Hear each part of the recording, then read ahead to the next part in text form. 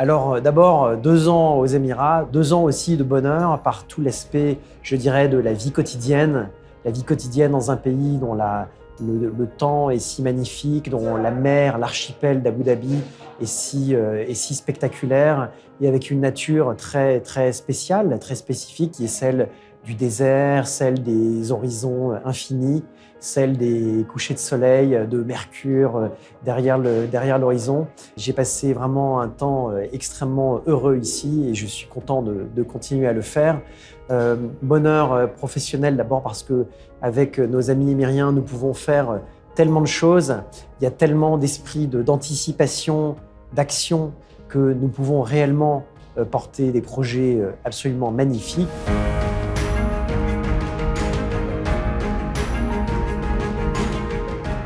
C'est une relation qui est d'une très grande confiance et d'une grande solidité. D'abord, c'est une relation qui est ancienne, puisqu'elle date depuis l'émergence même des Émirats, entre les différents leaders émiriens et français. C'est une relation qui est marquée par une très grande constance, puisque à travers toutes les alternances et les changements politiques, elle a toujours été d'une très grande force. C'est une relation qui est large, puisqu'elle s'étend à de très nombreux domaines, que ce soit la culture, l'éducation, bien sûr, la défense, la diplomatie, l'économie. Et c'est une relation qui a été aussi testée par le temps. Et j'aimerais rappeler tout récemment que lorsque les Émirats ont fait l'objet d'attaques de la part des Houthis, la France était au rendez-vous. Elle était au rendez-vous pour la protection du pays. Et c'est la marque de la force et de la constance de cette amitié.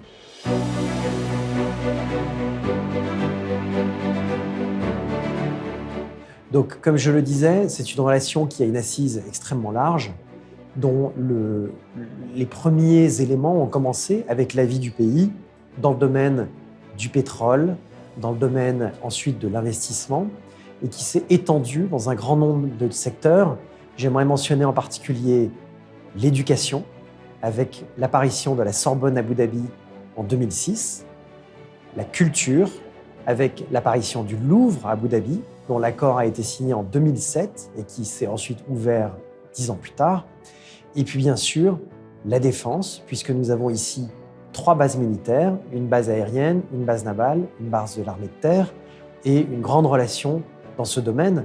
Mais tout ceci, je dirais que c'est que la base parce qu'il y a tout un grand nombre de secteurs dans lesquels nous coopérons et nous allons coopérer encore davantage à l'avenir. Alors, la culture, c'est absolument essentiel. Et je dis ça pas seulement parce que c'est ma passion à titre personnel, mais aussi parce que je pense que c'est la manière dont on joue le long terme. Lorsque nous créons le Louvre, nous le signons en 2007, nous l'ouvrons en 2017, et ce sont des générations entières d'Émiriens et de résidents qui vont peu à peu se socialiser dans ce secteur culturel.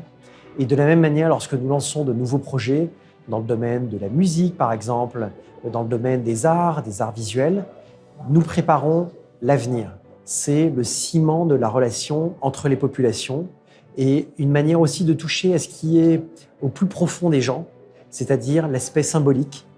Et j'aimerais dire une dernière chose à ce propos. Le Louvre, ce qu'amène le Louvre, c'est un message qui est non seulement un message culturel, mais un message universel.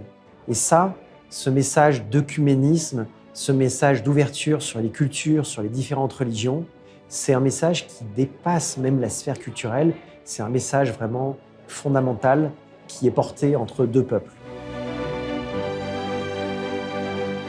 J'aimerais dire à nos amis émiriens comme à nos amis français, soyez fiers de l'amitié si forte qui existe entre nos peuples, entre nos leaders.